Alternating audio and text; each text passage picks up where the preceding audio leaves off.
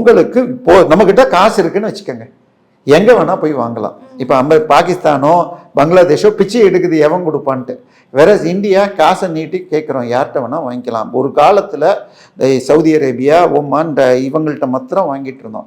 அப்புறம் Russia, African நாடுகள் பல நாடுகளில் இப்போ பெட்ரோல் எடுத்திருக்காங்க. இதில் அரேபியாவில் இருக்கிறதை விட அதிகமான பெட்ரோல் இதில் இருக்க ஆப்பிரிக்காவில் இருக்குது. அந்த நாடுகள்கிட்ட டெக்னாலஜி இல்லை.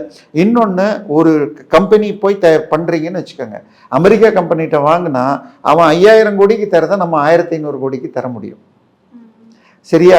அதெல்லாம் தான் இப்போ அதானி நமக்கு இதில் ஆஸ்திரேலியாலேயே மிகப்பெரிய ஒரு குவாரிய நிலக்கரி சுரங்கத்தை நடத்துகிறார்.